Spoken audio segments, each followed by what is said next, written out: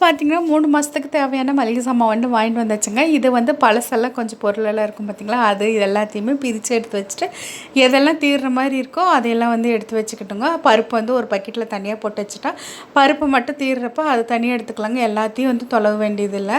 அதுக்கப்புறம் வந்து பார்த்திங்கன்னா நம்ம அந்த பைசஸ், அதாவது சீரகம், மிளகு, பட்டை, கிராம்பு, சோம்பு இதெல்லாம் வந்து ஒரு பக்கெட்டில் தனியாக போட்டு வச்சுக்கலாங்க. அதுக்கப்புறம் வந்து பார்த்திங்கன்னா மற்ற திங்ஸ் எல்லாம் இருக்கும் பார்த்திங்களா, மாவு, கடலை மாவு, மைதா மாவு, அது வந்து தனியாக ஒரு பக்கெட்டில் வந்து போட்டு வச்சுக்கலாங்க. நம்ம யூஸ் பண்ணிகிட்ருக்கிற பொருள், அதாவது வந்து பேக்கெட்டில் உடச்சி இதெல்லாம் பண்ணி வச்சுருப்போம் பார்த்திங்களா, அதெல்லாம் ரப்பர் பேண்ட் போட்டு கட்டி எடுத்து வச்சுட்டு அது தனியாக வச்சிட்டோம் அப்படின்னா நம்ம தீர தீர எடுத்து கொட்டிக்கலாங்க. இந்த சாட் மசாலா, அம்ச்சூர் பவுடர்லாம் நமக்கு தெரியாதுங்க என்னன்ட்டு. அதெல்லாம் வீடியோ பார்த்துட்டு நம்ம இதை போட்டால் தான் நல்லாயிருக்கும், அதை போட்டால் தான் நல்லாயிருக்கும் அப்படின்னு பிள்ளைங்களும் நம்ப ஆரம்பிச்சிட்டாங்க.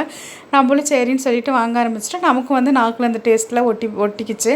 சரி, நம்ம ஏதாவது செய்கிறதுக்கு சாட் மசாலாலாம் யூஸ் பண்ணிக்கலாம், சுண்டல் வேக வைக்கிறதுக்கு, நிலக்கடலை இதுக்கெல்லாம் வந்து யூஸ் பண்ணிக்கலாம் அப்படின்னு சொல்லிட்டு அதுக்கப்புறம் ஃப்ளிப்கார்ட்டில் வந்து பார்த்திங்கன்னா கொஞ்சம் ஜாமான் வாங்கியிருந்தாங்க. அதுக்கப்புறம் டிபார்ட்மெண்ட் ஸ்டோர்லேயும் வந்து கொஞ்சம் ஜாமான் வாங்கியிருந்தோம்.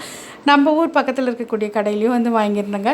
இது என்ன ஒட்டுக்கா வாங்குறதுட்டு கடைக்கடையாக பிரித்து வாங்குறேன்னு தான் நினைக்கிறீங்க. அதில் தாங்க வந்து நம்மளுடைய சேஃப்டி, கொஞ்சம் காசு வந்து சிக்கனப்படுத்துறதுல இருக்குதுங்க, மிச்சப்படுத்துறதுல.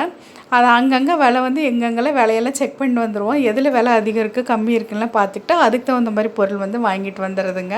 இப்படி தான் வந்து 3 மாதத்துக்கு தேவையானதெல்லாம் வாங்கி வச்சுட்டு எல்லாம் எடுத்து வச்சுக்கிட்டணுங்க. தந்தூரி மசாலா வந்து பார்த்திங்கன்னா அது படாத பாடுபடுது. அது எப்போ வாங்கணுன்னு கூட தெரில. அது எக்ஸ்பைரி ஆகிடுச்சு, சரி தூக்கி எறிஞ்சிடலான்னு சொல்லிட்டு அதை எடுத்து வச்சுட்டு மிச்சதெல்லாம் எடுத்து போட்டு வச்சுட்டு நடக்கடலை வந்து வறுத்து வச்சிடலான்னு சொல்லிட்டு வறுத்து வச்சுட்ருக்குங்க. நம்ம வீட்டில் வந்து பார்த்திங்கன்னா நடக்கடலை ஃபேவரெட், எல்லாருக்குமே ரொம்ப பிடிக்குங்க. இது மாதிரி வறுத்து வச்சுட்டுனா அந்த ஸ்நாக்ஸ் இல்லாத டைமில் கூட எடுத்து ஒரு 2 எடுத்து வாயிலே மென்னிட்டு அப்புறம் சாயந்தரம் நேரம் டீ கூட குடிச்சிக்கிட்டோம் அப்படின்னா நமக்கு வந்து அந்த இதே போயிடுங்க. பசி இருந்தால் கூட இதை சாப்பிட்டோம் அப்படின்னா கொஞ்சம் பசி கட்டிக்கோங்க நடக்கடலை. அதனால் வந்து எப்பயுமே நடக்கடலை வந்து நம்ம வீட்டில் இருக்குங்க. அப்புறம் வந்து பார்த்திங்கன்னா ஹக்கா நூடுல்ஸ் வந்து நைட்டு டின்னருக்கு வந்து சமைச்சே ஆகணும்னு சொல்லிட்டாங்கன்னு சொல்லிட்டு இன்றைக்கி வந்து நூடுல்ஸ் தாங்க வந்து செஞ்சுருக்கேன். இந்த நூடுல்ஸ் எப்படி செய்கிறதுன்னு சொல்லிட்டு நம்ம சேனலில் வந்து இப்போ வந்து அப்லோட் பண்ணியிருக்கிறேனுங்க. அந்த ரெசிபி எடுத்த வீடியோ வந்து இது கூடயே வந்து சேர்த்துருக்கிறேனுங்க.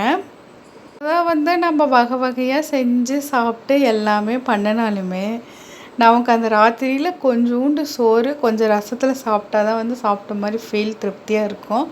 என்ன பண்ணுறதுங்க, நம்மளும் பிள்ளைங்களோட சேர்ந்து கொஞ்சம் அப்படியே சாப்பிட்ற மாதிரி ஆகி போயிடுது. நம்மளும் சாப்பிட்டு உடம்பு ஏற்றிக்கிட்டு இருக்க வேண்டியதாங்க.